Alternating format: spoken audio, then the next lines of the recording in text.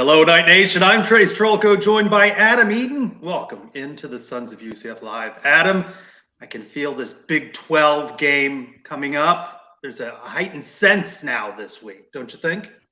Yeah, I'm really excited, Trace. I mean, obviously things have gone as we thought they would, and we have a big game in front of us here. This is a really fun time. I'm just glad we're all get a chance to do this together. It's the first time we'll play in the Big 12, and it's so cool to have all of you along for the ride, all of us along for the ride. I can't wait to see what happens on Saturday. Well, no disrespect to the other opponents, Kent State, Boise State, and Villanova, but it feels like that was preseason. And now we get to the real season. The Knights 3-0 after that 48-14 win over Villanova.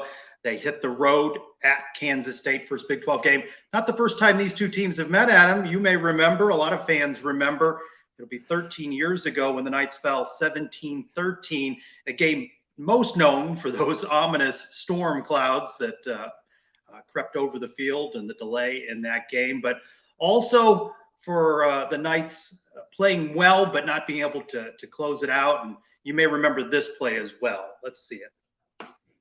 Donovan Davis in the backfield on 1st and 10. That was the struggle. Davis wanted it. Instead, wide open to the outside. Guyton, they broke down, and so did he. He comes up lame, unfortunately.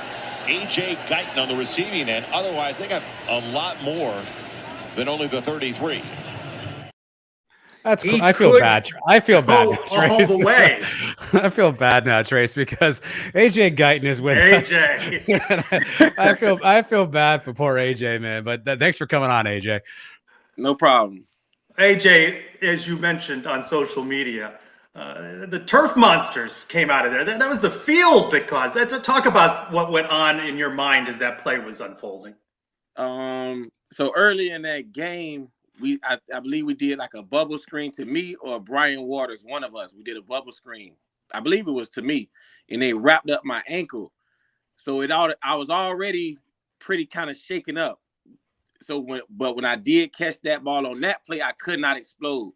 I just felt it all in my Achilles that I could not accelerate.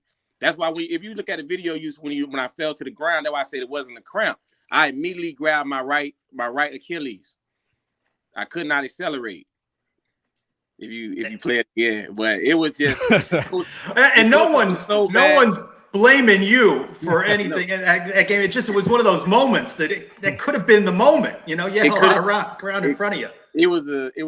I probably had another 60 yards of cut back if I wanted to cut it back or if I wanted to go straight, because we was big on receivers blocking downfield.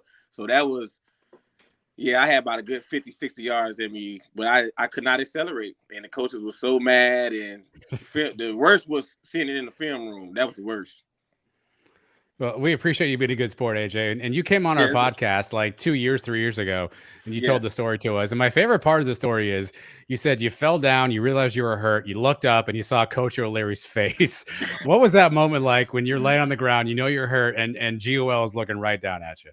Because because like Kansas State was a big time game. We was in a smaller conference. We was going against a big time school with a great running back. I believe that's the year they had the great running back in the backfield. So we was so hyped to play. And that play it could have been a bigger play that could have changed the game. Maybe we could have won, or maybe the outcome of the game would have been different. And O'Leary, it was a perfect play call. They blew the coverage because basically I really just ran a flat route. When I seen it wasn't no corner over there, I turned it up the sideline, and Godfrey hit me right there, just give me a chance to make a play. And I couldn't make the play, man. And O'Leary was furious. And me being around O'Leary for so many years, I know if his eyes could have shot some red out of it or something, I would have exploded right there. But yeah, it's cool though. It's cool. I mean, I couldn't do nothing about it. I could not explode, and my Achilles was damaged. Well, let's get on to happier matters. Obviously, that game was 13 years ago. Now here we are on the precipice of joining the Big 12, our first Big 12 game. That's helped build this program, who was a part of some of those tough years. What does it mean for you as an alum, as a former player, as a fan, to see UCF now going to the Big 12? Man, I love it so much, coming from my freshman year in 2007, and playing against my first game out the gate. We played against NC State at NC State. We squeezed away with the victory there, I believe, like 25-24 or something with Kevin Smith. Then the next game we played against Texas at home. And, that was a sold-out crowd against some of the Jamal Charles and some of the great players for Texas. So just seeing it come from that and being in a smaller conference to now competing against that type of talent, at least eight weeks out of the year now, is great for UCF. Just seeing it go from where we started to Blake Borders' era of them playing against Auburn and seeing the Twins them on defense play against Auburn. Even me get to play against Georgia in the bowl game when we beat Georgia. Well, first we played against Mississippi State in my freshman year in the bowl game. We lost to Mississippi State in that bowl game.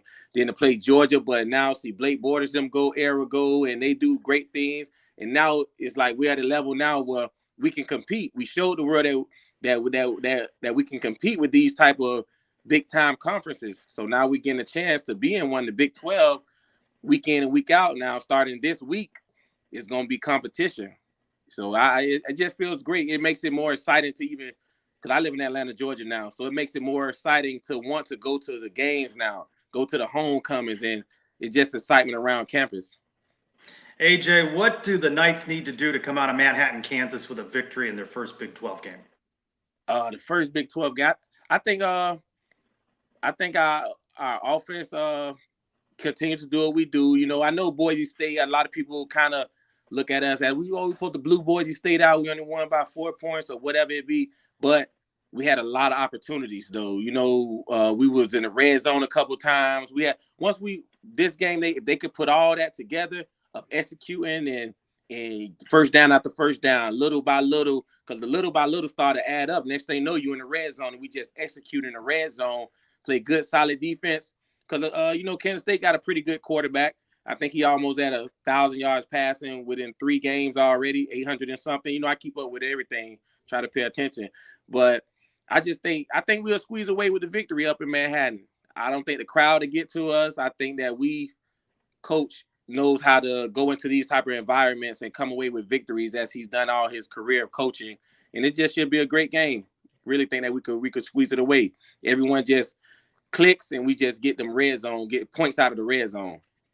A little revenge would feel good too, wouldn't it? Yeah, it would feel great. We have 13 years of not playing against Kansas State, and now the first game out the season out of our Big 12 conference play is back in Kansas State. Yeah, that'd be good victory right there. Do it for me. Do it for that play. UCF players, do it for me. Because I know everyone on social media. I know the players done seen it. I know. Do it for me. Yeah, AJ, what's this week been like? Obviously, everyone's showing that play we just showed. It's been on social media. What's this week been like for you, having to kind of relive that? Are you good with it? Are you at peace with everything? Do you kind of laugh it off? Yeah. I was at home laying in the bed, and my brother, one of my best friends, Derek Hallman, he called me, and I'm like, man, why he calling me? He called me like, bro, you seen Twitter yet? I'm like, nah, what's on Twitter? I look on Twitter, I got like 55 mentions. I'm like, what is going on? And everybody mentioning it and just retweeting it or mentioning that play. That's why I was like, please, it was my Achilles, please. But I'm at not a cramp. It was not a cramp. It's all fun and games, man. It's all good. It happens in football. It's all good. But yeah, this week has been exciting. Like I talked to Kamar Aiken. I talked to my class people as far as Derek Hallman, Kamar Aiken. I talk to them all the time. Brian Waters live up here also in Atlanta. So we talk about it, and everybody's just happy. We really ready to get to homecoming. So that's that's when all us go come together. So, but it's been a good week. Just ready to see how our Knights do in Big 12 play. Outside of that play, AJ, probably the most memorable thing from that game is the weather. We've all seen that photo of like a cloud that looked like the apocalypse. Yeah. You're a Florida guy. You've seen thunderstorms. You're not immune to weather. Have you ever seen anything like that?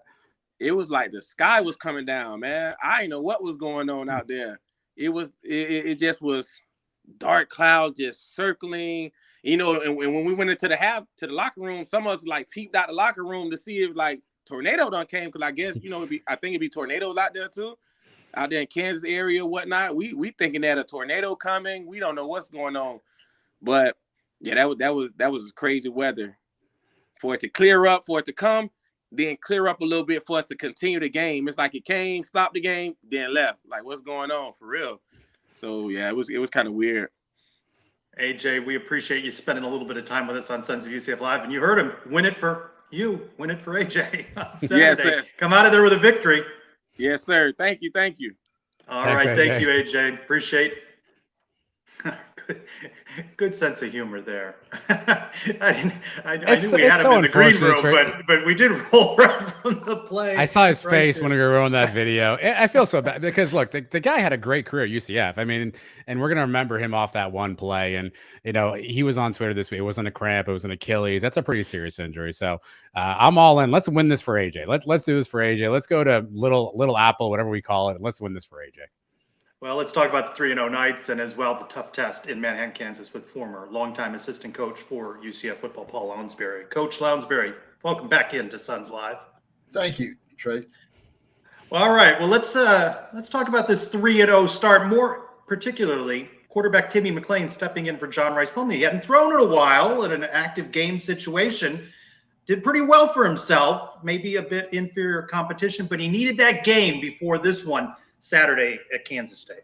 Yeah, I'm glad he had that game, but Timmy's been throwing it really well and improving from spring all the way through fall camp, and he showed it in that game, and I think he's going to have another great game against Kansas State. He's a winner, and he's a talented young man, and he's got good coaching. So I'm really looking forward to seeing him against Kansas State, and I think he'll perform very well, and we'll execute offensively and defensively and win the game.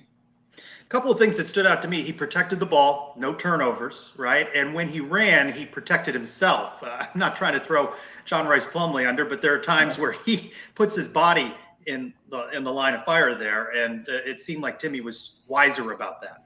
Well, actually, when John Rice got hurt, he would probably been better if he'd been diving for that first down instead of trying to slide. I think he was kind of in between sliding and not. But, yeah, Timmy's a good runner, but he's a different kind of runner than John Rice. He's not as fast, but he's very smooth and slippery and elusive, and that helps him. And I think Coach Henshaw has done a great job of teaching him when he breaks the pocket to keep his eyes downfield. He's done a marvelous job, in my opinion. I think he's a winner, and I think he's surrounded by winners. So I think he's going to be in good shape. Coach, obviously we focus a lot on offense, but the defense played lights out against Villanova. What did you like about what you saw with the defense? Did you see anything different than what you saw maybe against Kent State or Boise on Saturday versus Villanova? Well, we were playing a team that wasn't probably as good as Boise. Not probably. They weren't as good as Boise, but we handled them very physically. Our defense just completely shut them down most of the game. Completely. I mean, I don't think in the first half they had more than like 30 yards, period. Yeah. And at one point I looked up on the scoreboard, it was in the second quarter, they had 1 yard rushing, so I really liked what I saw from our defense. The defensive line, I think, is a strong suit for us on defense, and they played well. And that was without Ricky Barber. So Ricky's back now, and I'm looking forward to seeing our defensive line in this game against Kansas State, because Kansas State's strength on offense is their offensive line. They've got every starter back. They're very good. They all started every game last year, and so it's going to be our best against their best when we're on defense. Well, one of those guys, Coach, is Lee Hunter, 6'4", 320 plus, moves like a cat. Can you explain to us how unique it is to have somebody that big, be that quick, that agile, just that much of a dominant force? There are a lot of big guys and there are a lot of quick guys, but to have that size and strength combined with that quickness it's fun to see and it's fun to watch. And not only that, he's being very well coached and he's learning and he's played the game very well. He plays with a great deal of intensity and a high motor, what we call a high motor. He plays really hard all the time. So it's fun watching him. I love watching him. I think he's a heck of a player. He's surrounded by some other good ones too. Well, there's some questions going into this game. We heard from head coach Gus Malzahn earlier in the week talking about the offensive line, still trying to find the right combination of guys. Drake Metcalf gave way to Caden Kittler at center. And let's hear from Coach Malzahn about that competition at center. There's some competition. I mean, like I said, we're not going to have any more self-inflicted wounds, up front with that position. So we'll have some competition, and we'll see. I mean, obviously, game 4, you'd like to have all that lined out, but we're still a work in progress of figuring out. We played multiple guys up front. We had a couple of injuries. We moved some people around, so it's time we start kind of zeroing in, getting those 5 guys that we're going with ready. So there'll be some competition this week in practice. We'll go from there. You can sense in his voice a bit of frustration on some of the penalties, the false start penalties at center. So what do you think? Does it take a while for an offensive line to gel and come around? It does sometimes. I think Coach Hand has been very smart in the way he's practiced with these guys. We have 3 centers that are all good centers, but they can also all play guard. He's got 3 or 4 tackles that can also play guard. So he's got built-in depth there, and he practices them that way. I think Kittler came in and did a really good job, but I watched practice all week, and Drake Metcalf is wanting that job back, so the competition's been good, and I think that's the key. It has improved the competition there among the offensive linemen, and like Coach Malzahn said, we're not going to self-destruct. If we have to let them know that we have to really stay keyed in and focused in order to avoid those penalties, because those are killers. So I really like what we've done there.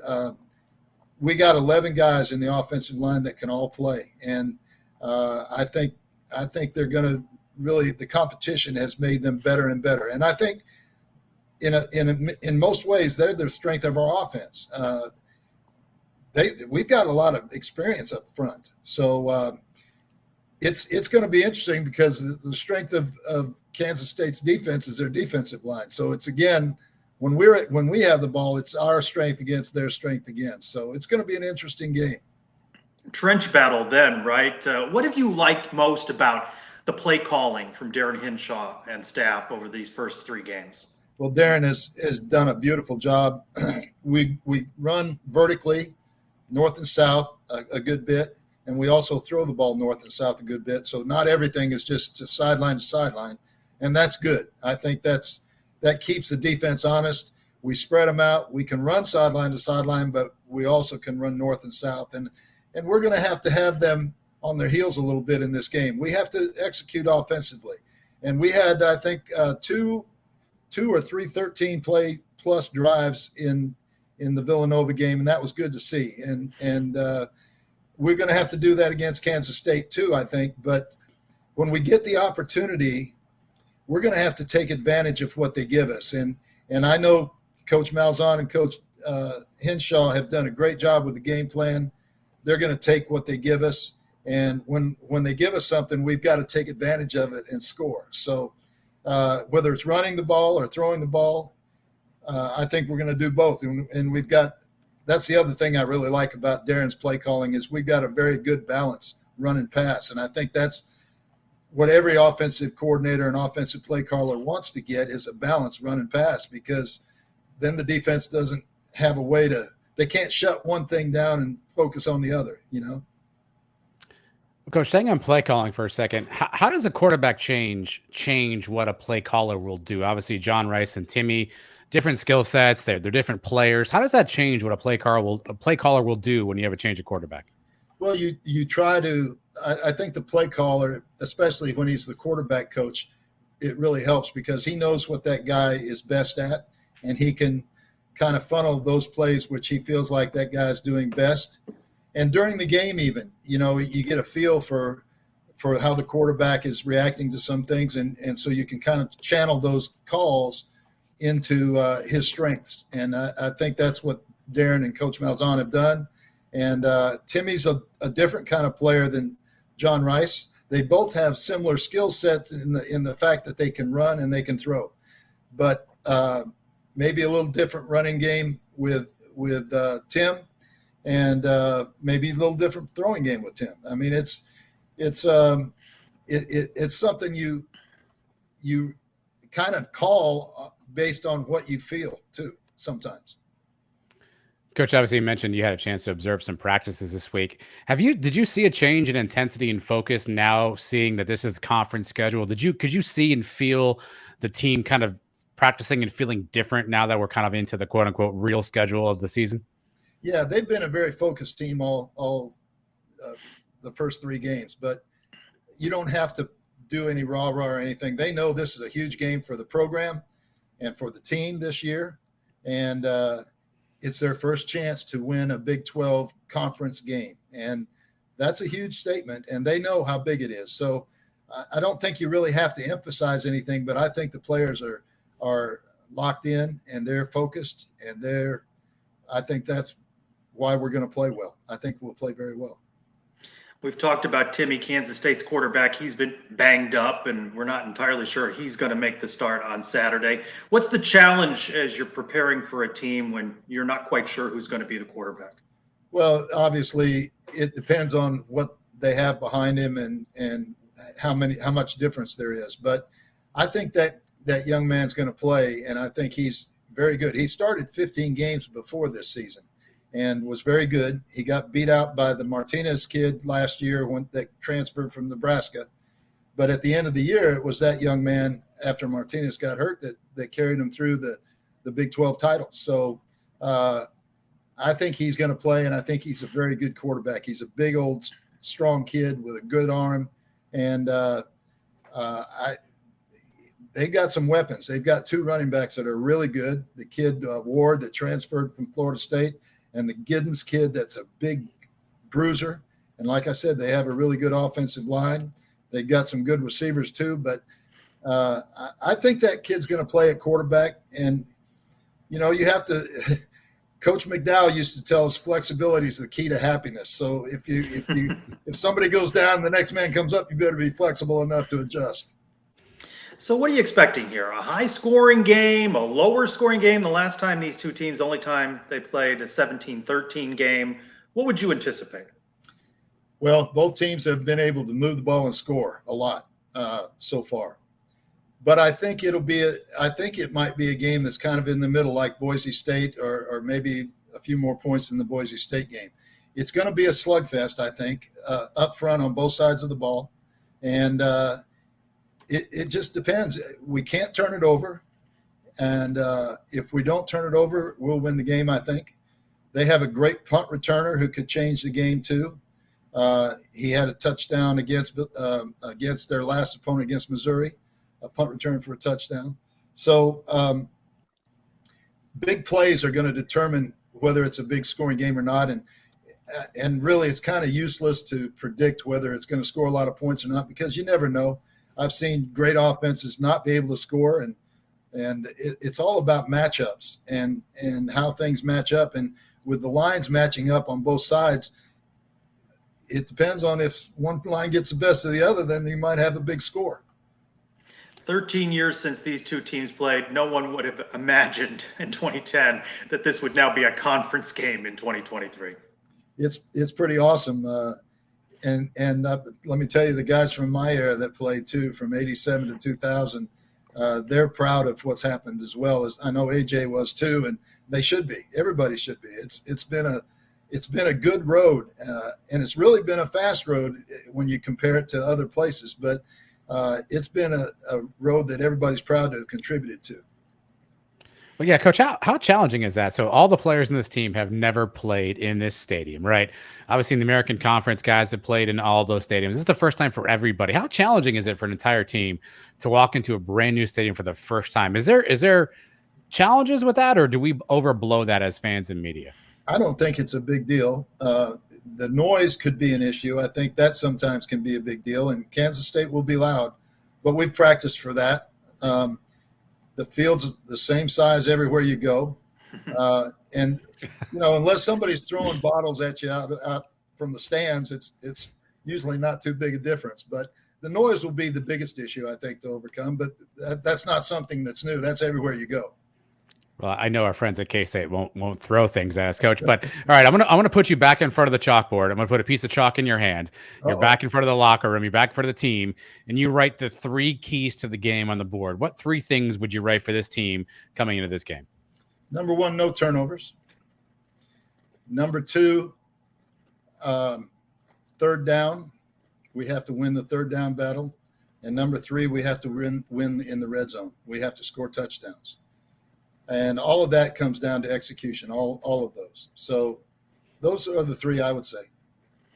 Remember Coach Lounsbury's 3 keys to the game as you're watching this Saturday. Coach, thanks for being with us again on Sons of UCF Live. Thank you, Trace. Thank you, Adam. It's a pleasure being with you all. You do a great job. All right. Appreciate your insights. Talk to you again soon. He said it, right? This is just going to be classic football, right? Control the line of scrimmage. Can UCF run the ball? Don't make mistakes. It's going to be a good one, no matter how it turns out, right? And it's a good tilt. I mean, first, I just wish I could be as smart about football as Coach Lounsbury is. And second, I think he sets it up nicely. This is going to be a smash mouth, slog fest kind of a game. And obviously, hopefully the UCF coaches have prepared the team to sort of get to that space. And it should be a good one Saturday night. I can't wait. He's got optimism. I love that. He knows more than I do about football. So I will take his optimism and I will take it to the bank, Trace. This is just one of the high-profile matchups as Big 12 play really gets going this weekend. Let's hear from Jeff Allen now on what the schedule looks like. The non-conference slate is mostly over with just 2 out-of-conference matchups on the docket this week. The first features the annual battle for the Iron Skillet as TCU hosts SMU. This rivalry took on a little more heat when Sonny Dykes left the Mustangs to coach the rival Horned Frogs. That contest kicks off Saturday at noon on FS1. The other non-conference contest has Houston entertaining Sam Houston at 7 o'clock on ESPN+. Cougs fans are a bit restless with head coach Dana Holgerson as they have stumbled out of the gate to a 1-2 start and looked rather listless in their 36-13 loss to TCU. The rest of the schedule contains all conference battles. Number 16, Oklahoma visits Cincinnati, 12 noon on Fox. BYU is at Kansas, 3:30 on ESPN. Texas Tech travels to West Virginia, 3:30 on ESPN+. Iowa State welcomes Oklahoma State, 4 o'clock on FS1. Baylor hosts number 3 Texas at 7:30 prime time on ABC. And UCF in their first Big 12 football game drops in on Kansas State, 8 o'clock on FS1. The Wildcats are sure to be a bit testy after losing to Missouri on a 61-yard field goal as time expired last week, but they do have some injury concerns. I'm picking the Knights in an upset, 27-14. With the Big 12 minutes, I'm Jeff Allen. The sweet sounds. How do I get a radio voice like Jeff Allen? He clearly has a cold. Lounsbury too. Can you have him do some voiceovers for these shows? I'm like the 5th best voice on the show, and that's unfortunate. And he throws out the word listless. I like that. That's pretty good from Jeff. We mentioned Kansas State's coming off the just heartbreaking loss, right? They give up a 61-yard field goal to Missouri. A lot of injuries as well. And head coach of Kansas State, Chris Kleinman, talking about the stakes in this game now on Saturday. We can't let Missouri beat us twice. We have to come up with great game plans, no matter who's playing at quarterback, running back, Mike linebacker, and the show moves on. And we've got to continue to battle the adversity that we're facing. And everybody else is battling a lot of stuff too. So it's our job as coaches to get the guys in great positions to be successful on Saturday against a really talented Central Florida team that, from what I understand, may be down a player or two as well. Well, let's get to know more about Kansas State. Bring in a friend of the 1012 Network. He is Scott McFarland, host of the Bosco's Boys that covers all things Kansas State. Welcome into Suns Live. Hey, I'm happy to be here. I don't like having to follow up, a full-blown, coach and then the best voice I've ever heard, in my entire life. Didn't like that prediction very much, but I mean, could you put some, bad guess on before me? I mean, everyone's going to be like, who's this dude? I would have known that. I might not have said yes, but I'm happy to be here. We're glad that you're here to talk about Kansas State. For any team, it's devastating. I was watching in a sports bar on that 61-yard field goal. No one expects that. SEC I was there. Record. I was there, my friend, and I said this on my podcast probably more times than my listeners wanted to hear. It's the most devastating loss since I started this podcast with my friend Grant, who moved on to be a full-time dad. I mean, how selfish of him not wanting to do a part-time podcast, but it was devastating. I was in the building. It's an old Big 8 game. You blow them out the year before, lots of trash talk between players and fans. And for it to go like that, it was truly devastating. It's gonna be like it's not 2012 Baylor, 1998 A&M, 2000 Oklahoma, but it's gonna haunt me probably until the day I die, or until I stop caring about sports. Just a full-on devastating loss. Wow. I mean, you heard Coach say, can't let Missouri beat you twice. They then have got to pick up, and they do so in a climate of several guys injured, some lost now for the season, and uncertainty at quarterback. Go through what you know about some of the injury situations and how you think it'll impact Saturday's game for Kansas State. Yeah, sadly, Daniel Green out for the season, and that's probably going to end his career. He was using his COVID super senior. That one really hurts because he was one of those transitional figures from the Bill Snyder era to the Chris Kleiman era, a guy who has been in the K-State kind of football lexicon forever because he had to do a year of prep school before even getting to campus. So it was a whole saga. Will the 4-star Daniel Green ever make it to K-State, to becoming a 3-time captain, all Big 12 guy, a Big 12 champion, making big plays in that championship game to, all right, now he's done. So he's done. Trayshawn Ward, Chris Kleiman in his press conference said, hey, he's doubtful. If Chris Kleiman says someone's doubtful, he's not playing. So, the shiftier, the speedier of the two starting running backs, he's out. And then the big one, it comes down to Will Howard. Is he going to play?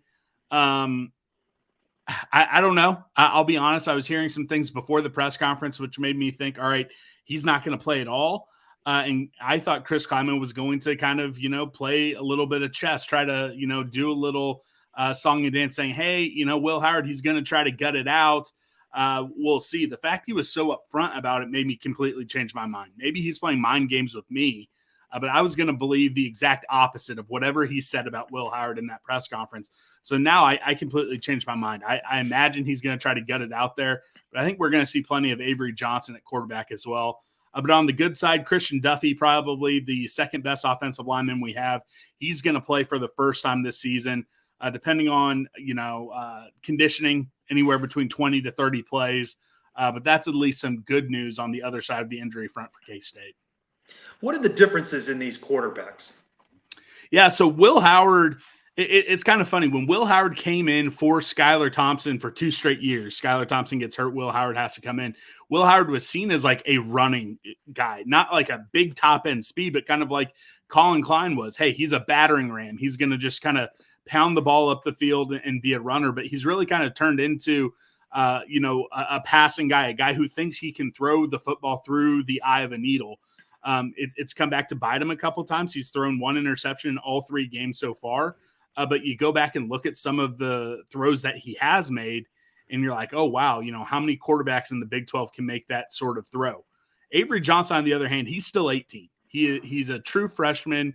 It's the old stereotype, he should have been at prom when he was at spring practice. How many times have people heard that? But he is fast. He is going, I truly believe this. If you want to talk about pure speed, agility, top end athlete, he may be the best pure athlete who plays the position quarterback in the Big 12. This guy could have been, if he would have dedicated himself to being a track guy, he could have been a track guy. He could have been a Major League Baseball player. Whatever he decided he wanted to do, he would have been able to do it. He had some highlight dunks in his high school senior season. This guy is probably the best athlete K-State has ever had play quarterback. And he can throw. We saw it in game 1. We didn't see any of that versus Missouri. So I think it is fair to say he's going to be a run-first type of guy. But it's not going to be, like some of these K-State quarterbacks of the past who he won't throw it. I think if he is the guy, he'll probably throw the ball 15, 20 times. He'll run the ball 15, 20 times, and we'll hand it off to DJ Giddens 15, 20 times. All right, Scott, you mentioned some of the guys who won't be playing. Who are some of the guys that will be playing whose names we'll hear the remote broadcast booth say a lot on Saturday night? I mean, I could go on a tangent. You guys didn't bring me on here. Feel free. No, feel free. Have at it. Tangents are welcome. Here's the thing. This is what we do. Here's the thing. they're either having to fly out or contract people who are going to be doing camera work, going to have to do microphone work. All these folks are going to be at Bill Snyder Family Stadium, and again, honestly, they shouldn't, because K-State, when they run their own broadcasts on ESPN Plus, it's better than any of the garbage that they bring out there for basketball games, for these stupid football games. So they should just let K-State run it and have, one of our great, play-by-play color guys just hop in there. But if you're going to be flying out 15 different camera guys, 4 different people setting up audio, how are you not going to send 2 guys to actually broadcast the game? It's an absolute joke. And again, if this is what things are going to turn into, just contract out people who are in the area who want to get into broadcasting, because they're going to put a better effort into it than whatever clowns they're going to have calling the game on Saturday. Luckily, I'll be there, so I'm not going to have to. That's a good audition, though, for color commentator. No, I'm trying my best not to cuss on your guys' show. I let it fly, and my mother lets me know every time. She'll text me in the morning anytime she hears me drop an F-bomb. I could not. Is profanity allowed on your show? Is that? Oh yeah. Anything goes. It's actually gone down since it just became me. Grant really used to let it fly, but if I get fired up, I'll drop just about any word out there. But no, guys, you're going to hear DJ Giddens. He's a Kansas kid just from up the road in Junction City.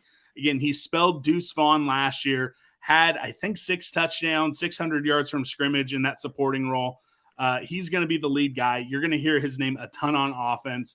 Again, either Avery Johnson or Will Howard at quarterback. Cooper Beebe, All-American, hopefully playing left guard instead of having to play right tackle. That's been the big issue with the offensive line, shuffling around because Duffy is out. And then wide receivers, Phillip Brooks, maybe. That's been a little bit of an issue for K-State. Ben Sennett playing tight end.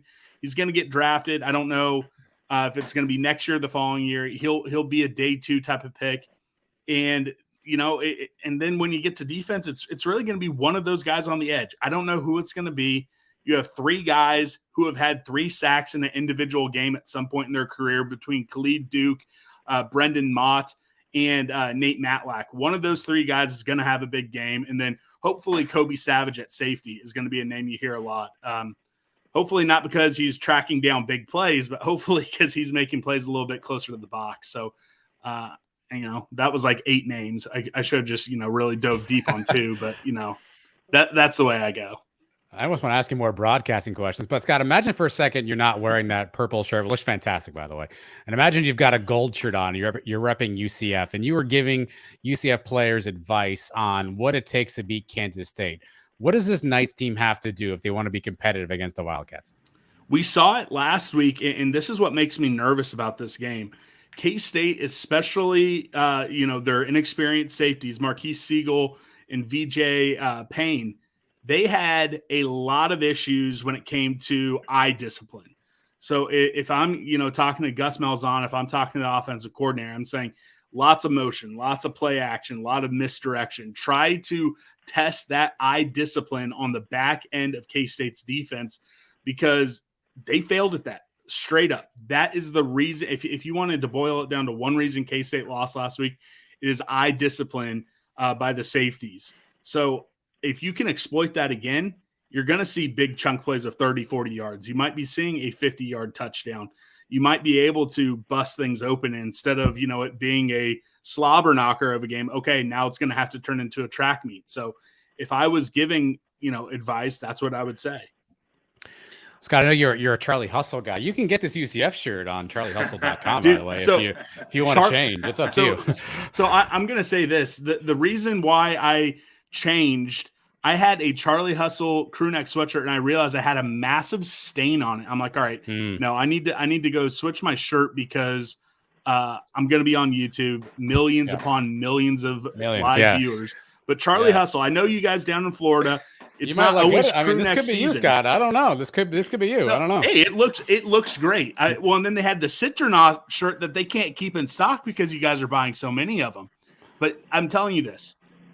I know it doesn't get real cold down Florida. They have the single most comfortable crew neck sweatshirts in the world. up here in Kansas, I'm wearing mine literally from about October until April. I have 8 of them for different K-State stuff. Their Arrowhead collection, the iconic KC Hart. I'm telling you guys, their crew neck sweatshirts are going to be the best thing you ever put on. Promo code 101215, by the way. Yeah, 1012. Subtle. Look, and how about the 1012 network? How about this network? How about those guys? Yeah, shout out to them. I mean, I love being a part of it. Shout out to Phil. Shout out to you Before guys. we talk about your show a little bit, what's your sense of your audience and the fan base about UCF? Is there a respect there about the Knights coming in, maybe leaving there with a victory, or are the fans dismissive of the newcomers in the Big 12? All right, so that's a loaded question. So are we talking about the game? Or I'm the looking for you to perception? give us a little bulletin board material. Okay, no, I'm not going to do that, because here's the thing. I will go on shows, and if I feel confident, like I've gone on the Rock Chalk podcast, with Andy Mitz, in the network. I've gone on his show I mean, come on. like 5 or 6 times and said, KU will eventually beat K-State in football, but this will not be the year. I guarantee it, all this type of stuff. I said the same thing when I went on the Houston pod. I'm not going to say that. Now, back before K-State had some of these injuries, before we, had that performance versus Missouri that we did, knowing that you guys are down to your quarterback too, I had all intent. I was planning on coming on here, giving you guys all the bulletin board material you could have wanted. I was going to set myself up to get absolutely flamed on Twitter if K-State were to drop the game. I'm not going to do that. This game is going to be way too close, especially when K-State fans had the ambition on going back to Arlington again. This game is going to be close, and it's truly going to be an amazing start to UCF's Big 12, your guys' debut in the conference. And I think it's going to be a great, great game, and I think it's truly a shame that it's going to be buried on FS1 against all these big games. Instead of getting, a 2:30 spot or even, a big noon type kickoff, because I think this has the potential to be the marquee game for the Big 12 this week. When Kansas State's playing well, what's the stadium atmosphere like? I mean, how raucous could Bill Snyder family stadium? It just sounds so serene and nice, like a park on a Saturday afternoon. How difficult an environment might this be for the Knights? I think Gus was the head coach of Auburn when they came to town. Yes. Yep. And that game again, just the stupidest game ever. Tyler Lockett's only drop in his entire life in the end zone turns into an interception, and we missed like 3 field goals. But absolutely electric if the fans are bought in, they're believing. And I truly do believe that for its size, it's the best 50,000 seat stadium in the country. I'm biased. I get it, but it gets loud. It's a fun atmosphere. There's great premium seating. You got 4 amazing video boards everywhere. It really looks so unassuming. I've stood there at the 50-yard line when the place is absolutely empty. And you just kind of look around and you're like, man, what is this? But then I've also been down on the field pregame before we beat Oklahoma and on homecoming back in 2019, and you literally can't walk. It can get loud that you feel your body shaking. It has, the potential when everything is clicking to be the loudest stadium in the Big 12, and that's no matter who's ever been in the Big 12. At its best, it is absolutely a madhouse. Now, and I thought it was going to be that madhouse, but that one loss, like I keep talking about how devastating that was, that sucked a lot of motivation out of K-State fans. I've seen it on Twitter. Is it sold out? Game sold out? The game's been sold out since July. There will be plenty of fans, but the fever pitch, the bloodthirst that was going to be there was sucked away a little bit with that Missouri game. It's going to be rowdy. The students are packed in like sardines from the 50-yard line down past the end zone. It's going to be, you guys have the best fans of incoming to the Big 12. You guys have the bounce house. It's not going to be anything that they haven't experienced before, but it truly does at its best. There is a bloodthirst that you wouldn't expect at a stadium called Bill Snyder Family Stadium. Well, Scott, speaking of thirst, I cannot let you out of here. There's going to be a lot of UCF fans who are going to make the trek down to the Little Apple. A, is Little Apple insulting? And then B, nope. Okay, B, can you give us a review of the Nancy? We've heard about the Nancy a bunch. There's going to be some people who want to try it. Can you give me a review of the Nancy for the Knights faithful who are going to travel down there? Nancy, yes or no? I need an answer here. So It's fine. Look, if you like pineapple, that's awesome. Go for it. People love So Long Saloon. People love Taco Lucha. They share a wall. They have the Nancy's. It's fine. But I'm telling you this, and they are a sponsor of my show, but I promise you I'd be saying this even if they weren't. If you are a UCF fan coming to Manhattan, Kansas, and you enjoy craft beer, if you enjoy a fun atmosphere, it's not one of these breweries where you feel like, oh, it's a restaurant. No, this is a pure brewery straight from the source, Manhattan Brewing Company on Points Avenue in downtown Manhattan. I promise you, one of your new favorite beers are going to be on tap. Whether you're a hophead, whether you like pumpkin beers, I love pumpkin beers. They're best pumpkin beer I've ever had in my life at Manhattan Brewing Company. There's a purple Hefeweizen that our university president helped them brew called Championship Run. Absolutely delicious. I see your face. It is so good. Good. Yeah. Towny wheat. Again, it's a wheat beer. You're in Kansas. Make sure you get that. That's the official tailgating beer of Bosco's Boys. But I promise you, they have 10 or 12 different beers on tap, a full bar. It is the spot to be. The pep band comes through. They come on Friday night. Manhattan Brewing Company is where you need to be drinking beer. Now, if you're going to Taco Lucha, I see the chat popping up. My order at Taco Lucha, I'm basic. I just get the steak street tacos. My little brother who lives in Manhattan swears by the peanut butter taco. Peanut butter taco. Yeah, wow. I personally enjoy more than So Long. I like going or Lucha. Sorry, that was Lucha. So Long. So Long is the burger place. Taco Lucha is the taco place. So Long, I get the Resist Temptation burger, which is bacon, fried egg, brioche bun, cheddar cheese. It's delicious. And get the raspberry bean dip. There you go. So I'll be going to Manhattan. If I mention your name, I get what, 50% off? What?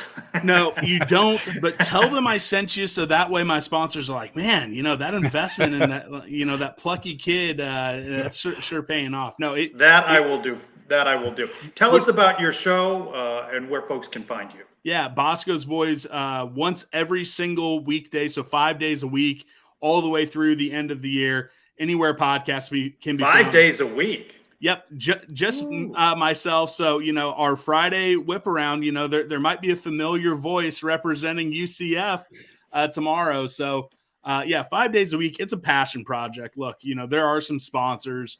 We're approaching, hopefully, fingers crossed, our most downloaded month of all time, breaking some more records. But it's a passion project. I would be calling up my dad and having these conversations. I would be texting my buddies and having these conversations.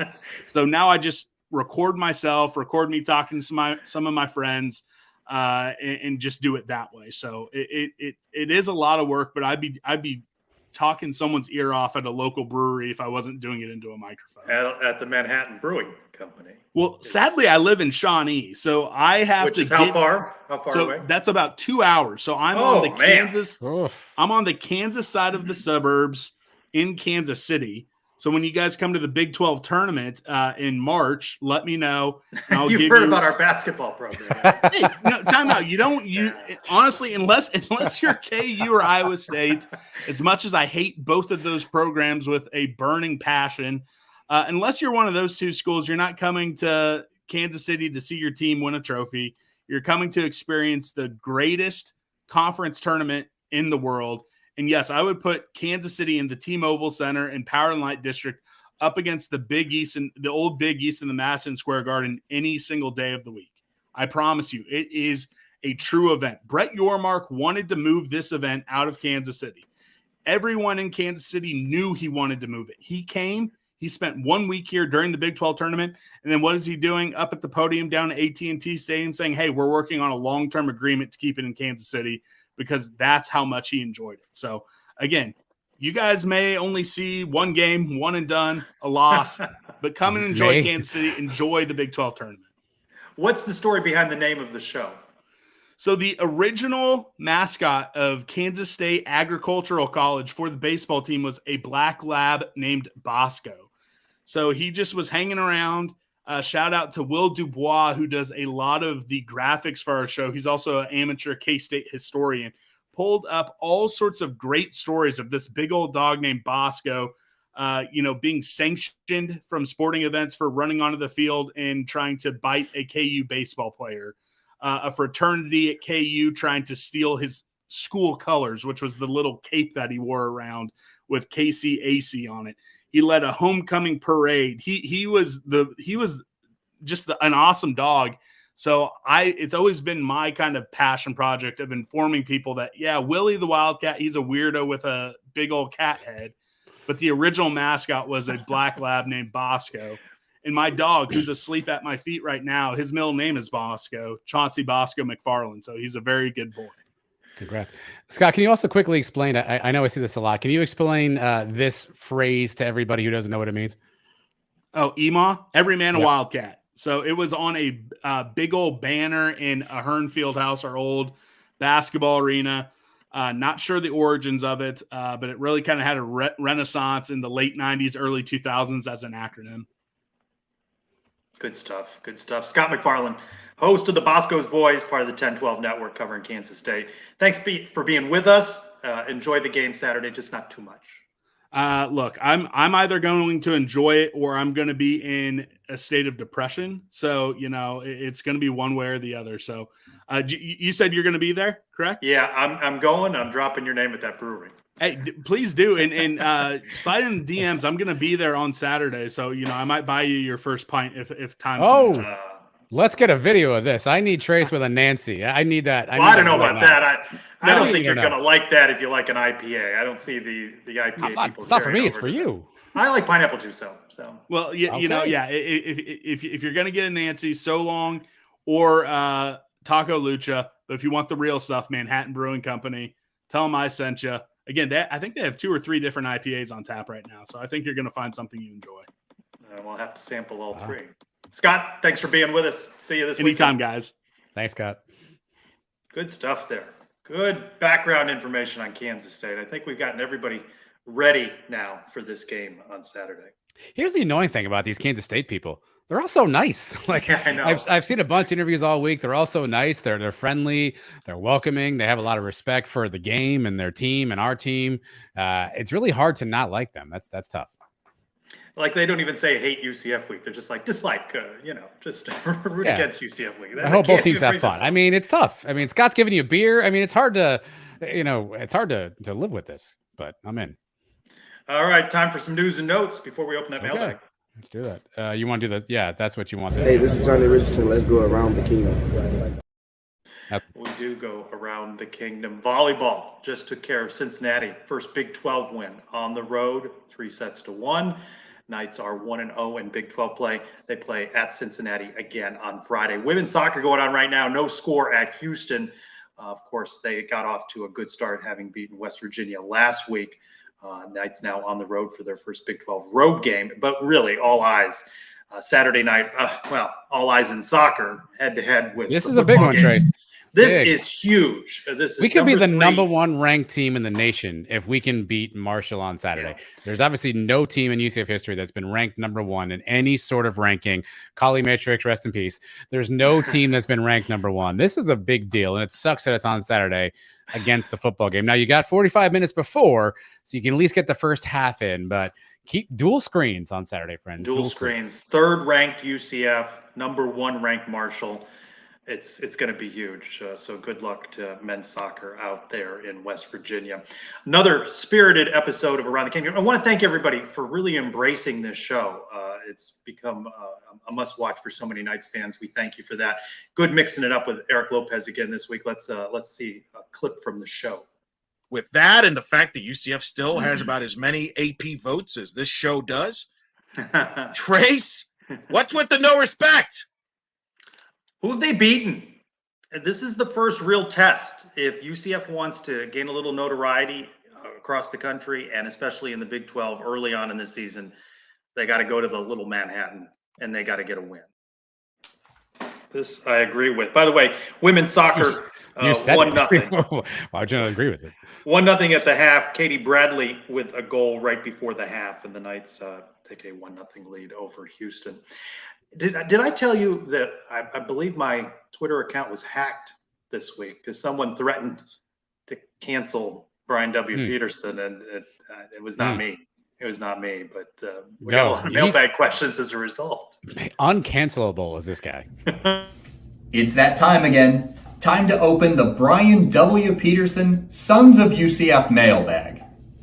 I've tried to cancel him, Trey. This video just keeps popping back in. I've deleted it. I've scrubbed my hard drive, and every week. Did you see somebody altered his eyes and made little red? That's not altered. Well, whoever threatened to cancel that, it produced the most amount of questions we've ever gotten. So join us now for the next half hour. Yeah, I mean, go through.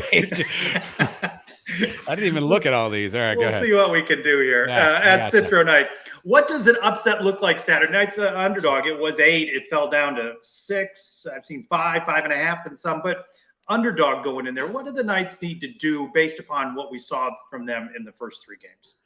Yeah, I would see what Coach Lounsbury said earlier, his 3 keys to the game. I think if we do those 3 things, we put ourselves in a spot to win this game. What does an upset look like? I mean, I think we all think it's a close game. I think a lot of folks, myself included, think UCF can win. I guess an upset would be like a complete blowout by UCF. That's the only thing I think would be an upset from that standpoint, because I think it'll be a close game, but I think UCF comes out on top. Yeah, I think you're right that would be an upset, but I'll tell you what, this is an opportunity to make a statement in the Big 12 and across the country. I don't know that that's going to put you into any top 25 poll after beating Kansas State on the road, but it would be a statement game in the eyes of pollsters and fans, especially in the Big 12. I mean, it depends what happens. There's a lot of ranked games this week, Trace. If you win this one handily, maybe you sneak in that 25, 24 spot. It's a possibility. At Death Save Arcade, UCF win by 10, 20, 30. Well, you got it under 10. Yeah, I think 10-ish or 10 adjacent is where I'd go. Michael, emptiness 4. Number one thing you'd like to see improve between Timmy's first and second games. Obviously, I give him a complete break on the start that he had. He kind of had to settle into the game, but starting stronger. I thought he did a good job protecting the ball. Competition level is going to go up a great deal, but a little bit quicker start by Timmy. I don't know if it's improved. I think what I want to see from Timmy is, I said this on the podcast this week, JRP was great for the 50-yard runs, and it was oohs and ahs. I want Timmy to be death by 1,000 paper cuts, right? 3rd and 4, pick up 5. 3rd and 6, pick up 7. 1st and 10, pick up 7. 2nd and 8, pick up 6. Like, I think if he can be death by 1,000 paper cuts, use his legs effectively, throw when Kansas State gives him that opportunity. I'm not saying he didn't do that well in Villanova, but it was also Villanova. Hard to understand what to take away. If he can be death by 1,000 paper cuts, I think that's the formula for Timmy in this game. At D Miller 7896, how well do you think the D-line matches up against Kansas State's front 5? More importantly, I think here, this is a battle of the trenches, and no disrespect again to the first 3 opponents, but this is big boy ball now, and we're really going to get to see what UCF's O-line and D-line are made of in this game. Look, we said all year long, our O-line is our strength. We heard from Paul and we heard from Scott that Kansas State's O-line is supposed to be formidable. So this is our good versus your good, and this is a chance for our good to prove that they're better than your good. At UCF Knights win, talking about Kansas State-Missouri game and the wide receivers from Missouri. Will UCF speed be the biggest reason that the Knights come out with a W on Saturday? Ain't going to hurt, right, to have some of the talented wide receivers. I love what Scott said about motion and eye discipline and trickeration in the backfield and moving guys around, because that is pretty much what Gus Malzahn wakes up and does. So if that's the key to slowing a Kansas State defense, I feel really good if I'm UCF, right? And the speed, the motion, the different weapons. So if that holds true, I mean, I feel really good about what UCF can do from a speed standpoint. At Edwards Manor, where in the polls should UCF be ranked after they defeat Kansas State? I think that depends on some other things. I don't know that they climb into that top 25, but they'll certainly make a statement. Yeah, receiving votes, 25 would probably be the biggest hope we can have. Yeah. At UC half, after 3 games, UCF has the 5th most penalty yards in the nation, mostly false starts and holding. How does this get fixed? Well, I mean, again, you don't see a lot of flashes of frustration from Gus Malzahn at the podium, but he has not been happy about the penalties, especially at center. And you heard from Coach Lounsbury saying a pretty good week of practice for Drake Metcalf, who saw Caden Kittler come in and do some snapping. So a little competition fires everybody up. I have no inside info here, Trace. My prediction is that the starting 5 up front is way different than we saw in games 1 and 2. At Golden Knight _2, do you have more faith in the defense or the offense to get the job done during conference play? It's an interesting question. Man, I don't know. Golden Knight, ask this again. Throw this question at us again next week. I want to see how they perform in this game. I'm going to go defense right now, Trace, only because I don't know what to make of Timmy's performance against Villanova. He played really, really good, but it was also against Villanova. So I don't know yet what I have there. The defense, we've seen them play a little bit. So give me the defense right now, just because, as Gus would say, I need some more good information on the offense. At UCF Knight _115, which D lineman ends up with the most sacks this year? Tremont Morsebrash. At UCF Nightingale, who's a big fan of, and you do the voice so well. Walter Yates the third. Yeah. Big fan. Well, what are you feeling about Walter? Look, I think he's unheralded, right? Like, we brought in all these transfer guys because we didn't have depth. We brought in Ryan Davis, Isaiah Paul. We got, the freshmen who are now sophomores, Cam Moore, TJ Bullard. We brought all these guys in, and there's Walter Yates III starting every game, making solid plays. So as much as we've tried to upgrade or replace him, he's still there. I think that says a lot about the kid. And I know we've talked about this over the first 3 games. Guys we were surprised we had not seen or seen more of. And by the way, if you had not played or played much in these first 3 games, are you getting a lot of playing time in this Saturday's game? So at UC Fleet 0406, is JRP actually coming back this week? Gus just pretending so Kansas State has to prepare for both quarterbacks. Did you see the brace on his leg? He ain't coming back this week. Which week is the question mark there. At Juan Wablo, struggle with that one every time it comes in, where JRP's strides of improvement over exaggerated. He played well versus Boise, but nothing he did look like a new quarterback. I think we saw some moments, but I think maybe JRP is what he is, right? I would say we saw improvements. Yeah, I think subtle improvements. I think we've heard people say his footwork improved a ton. And look, for the Boise game, yeah, I get the stats were eye-popping.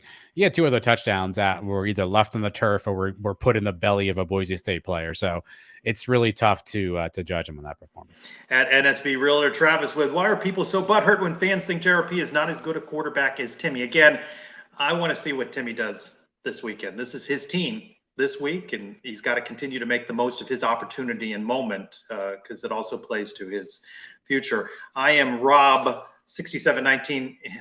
Boy, he's going to broach the subject. The Knights are cruising along. Do we continue with a hot hand or do we rock a steady ship? Let's go to Kansas State and get a win before play the hot hand. And butthurt really seems unfortunate. I'm not ready to. I want to see what Timmy does on the road Saturday before I'm ready to talk about what we should do a couple of weeks out. At Black Gold _ would Suns rather have had Mikey or Tommy starting this week had they stayed rather than Timmy? Which a lot of ifs here, right? Not all these guys would have been on the roster. Yeah. Yes, and look, I mean, I think. Mikey, we knew what we were going to get from him. Like, we understand his game. Timmy, I don't think we know enough about it yet. I'm going to ride for the guy who's wearing black and gold right now. Give me Timmy. At M _ M and UCF, can we open the playbook pass page 2 of the trip plays when inside the 10-yard line? Maybe some of what we saw was them working through some things, and we'll see some better execution of some of this stuff this weekend, right? They didn't tip everything. They were a little vanilla against Villanova. Good alliteration there. What's always annoying me about Gus is I feel like and not that Gus is calling the plays, but it feels like there's always an element of let's outsmart the other team versus just doing what we do well. Like, hey, they're never going to expect us to have the kicker throw a backwards pass here. Let's do it. Versus, hey, it's 4th and 1, just run forward. So right. I'd love to see them just kind of stop getting out of their own heads and just run the play that we run the best versus trying to trick everybody all the time. At Armored _ up, will we see a McDonald pass to Alec Hall, or maybe the excessive Wildcat package was to set up to disguise a jump pass from the Wildcat package? Keep it simple. Let's not have our sophomore running back throwing passes into the end zone. I'm okay with him giving a handoff to DeMarcus Bowman, who looks like he's wide open every time on that jet sweep. But I don't think I need our sophomore running back throwing passes in the end zone.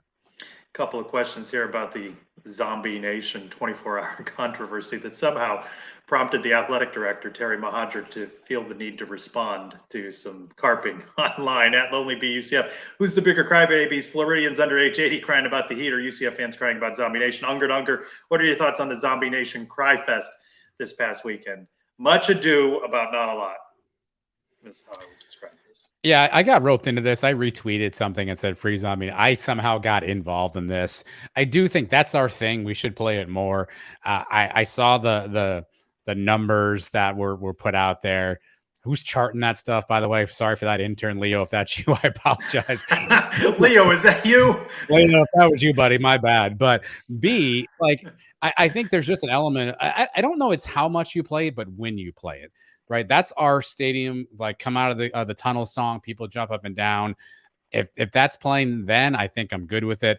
But my apologies to Leo, who had to sit there and chart that on the game clock. I'm sorry, buddy. The aforementioned Ed Brian W. Peterson. Baylor game announced 3:30. Home games, do you prefer noon or 3:30 if you had no other options? If you had no other options, 3:30. 3:30, yeah, 3:30 gives you more tailgating time. At Death Save Arcade, what's your take on Fox not sending TV crew? Did Scott have any opinions about that? We should ask Scott. Scott, are you there? It does seem silly. And this will be the third game we've had this same crew for UCF. Eric Collins, Devin Gardner. They clearly miss a lot of things. It does cheapen the experience a little bit. But here's the problem, or here's the thing. Turn the sound down. I'm not gonna lie to you, Trace. You were at the game, but the Villanova game for like the first 10 minutes, ESPN Plus didn't have any announcers. It was glorious. We're trying to do all this stuff with Manning casts and add all these other voices. I need the broadcast that has no voices. Just give me ambient crowd noise. I may be good with that. So the Mark Daniels sync up is always an option for everybody as well. At the JC Morning John, in the era of NIL on the portal, are Texas and Oklahoma examples of simply buying a team? And he mentions on a side note, should SMU get the wins that were vacated back then? Certainly things have changed, haven't they? I would say, we talked about it on Around the Kingdom. Right now, 3 weeks in, it does look like a Texas-Oklahoma championship game. And this is why UCF win at Kansas State can put them in the conversation as possibly being there. At UCF Unitracker, what's your take on fan superstition, specifically wearing certain items of clothing, 3-game win streak with the same polo and hat? Stick with it or dare change it up? Whatever works for fans. I'm fine with whatever works. I was really nervous, Trace. I put a new shirt on for the Villanova game just to test it out. Brand new shirt I'd never worn before for a game. We won, so I feel good about that now. But I was nervous early on. But I'm the guy that for losing, I will change shirts. I will switch couches. I will drink with my left hand versus my right hand. You have multiple couches from which you can watch a game, or just different parts? And one's like a love seat, one's like a long couch. I mean, I don't feel like that's opulent. I mean, it's two different seating areas. I mean, easy, Trace. I mean, I don't want to. We have furniture in my house. I don't know what to tell you. At Cindy Kilgallen, will UCF drip change next season with Colorado coming in? That is interesting, right? Can you remind? Rid of all these colors. Sorry. Real quick, can you describe drip for us? For those who don't know. Fashionable uniforms. Okay. You're right on. Drip you. Yeah. It depends on who our uniform supplier is. I know our Nike contract's coming up soon. Depends who our uniform contract is. The always understated UCF Mike referring to this week's kit and combo. As UCF looking like an Oreo. But see that don't let that Mike's an Oreo fanatic. Don't let Mike fool you. Oreos are his weakness.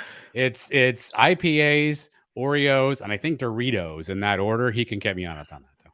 I think are we doing a tailgate at some point this year? I don't know, but Matt Dolan put a shirt on Matt Dolan, please. There may be a shirt there may be a tailgate at some point. Hopefully there's a shirt for Matt Dolan too. Andy, send him that's a way of getting us a UCF shirt. Just mentioned that. No, it's a way to get us to never talk to you again.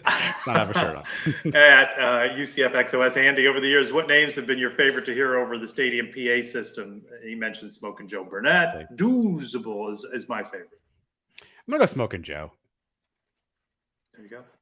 At Scott, 88513, do you think UCF men's soccer can win a national championship? Sure as heck, get a win at Marshall, be number 1 in the country, perhaps. By the way, he was number 2, West Virginia. Both up there in the state of West Virginia. So they have a chance. They have a chance if they keep playing like they have. At _all night _ is the I feel this is directed at me. Is the 6-6 would be successful first year of the Big 12 crowd going to be okay, going 3-6 the rest of the year. Minimum standard, get to a bowl game. Didn't say happy at 6-6. Get to a bowl game. Tell you what, chances get very enhanced if you win and then you host Baylor the following week. Get a win. Pop-Tarts for everybody. Yeah, they're still mentioned in that Pop-Tart game. At Todd A. Bryant, which pregame DJ are you more excited about, Paulie D or Shaq? Shaq. Shameful admission. Big. You don't know who Paulie D is? I do know Paulie D. I have like 3 or 4 of the Shaq CDs downloaded and ready to roll. Hence why I knew off the top of my head that Eric Lopez had messed up that lyric on Around the Kingdom. That wasn't research. He really went into that though, didn't he? He had some fun with it. No, he tried to do the voice and everything. I'll give him credit for that, but he flopped the lyric there. I mean, if you need a top 5 Shaq songs, I may be able to help you out. Just shameful admission. But he's not going to sing though. He's just going to DJ, right? Yeah, well, sing as a relative term. He's just going to do that. What's your favorite Shaquille O'Neal movie? Blue Chips. Blue Chips is fantastic. Better than Shazam, for sure. Yes. And our friend Dolly Drama. By the way, before we get to Dolly, this is the Brian W. Peterson mailbag. Great job with another article on sonsofUCF.com. Miles with the articles. A lot of great content on the website. Dude, Dolly's the best. His articles are really unique. Good fan perspective. A lot of people kind of reading that this week. He goes back to the days we played Kansas State and his memories, which I think a lot of us can understand. And then Dolly is like the star of the internet. He was on a podcast whose name I really admire, Cocaine Willies, and did a fantastic job on that. Maybe it's some guy's dog. Maybe the guy's dog is named Cocaine Willie. It's interesting. I didn't know that. Yeah. Well, no, I'm making that up. I'm saying maybe it's his dog. Not that it is. I'm saying it is his dog. And I think Dolly, again, if you haven't checked his article out, sonsofUCF.com, Dolly's really, really talented, really funny, really smart. And he also hangs out with guys who are on Cocaine Willie. Dolly's question, if you could make a Pez dispenser of anything UCF related, what would it be? Nitro, but I'd want nitro and glycerin. No. The 2 Pez dispenser combo. It's the wrong answer, Trace. The wrong answer. The correct answer is the Civil Conflict Trophy. That is the best Pez dispenser you can have. I like that. That's good. All right. We talked about this all week, from the pod to the Around the Kingdom to the live show, the articles. It's time for some ball, right? I'm tired. I'm excited about this one. Which couch are you watching from? I'm gonna for all the palatial available furniture to me. I'm gonna start in my usual seat, and we'll go from there. So that's the longer couch. I sit on the right seat there. I'm always on the right side, and then if it doesn't go well, I'll move. I'm also a stander and a pacer, so depending on how the game is going, sometimes I stand behind the couch, in front of the couch. So I'll keep you all posted.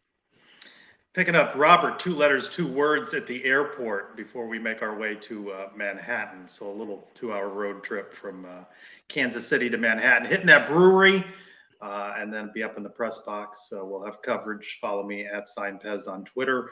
And then, of course, post-game sound and reports and all of that. I'm looking forward to this one more than any game so far this season. Really excited about this because the possibilities. You get that win, then you come home for Baylor. But I don't like to play too far ahead. I just want to get that win on Saturday to have everybody with a good game. All right, we had AJ Guyton off the top of this show. We had Coach Lounsbury. We had Scott for the Bosco's boys. Good show, Adam. Thank you for all your help putting everything together, and thank you for watching Sons of UCF Live. Go Knights! Charge on! I'm Brad Anderson, Director of Equipment at UCF. Thanks for watching Sons of UCF. Oh, that's a good dude right there.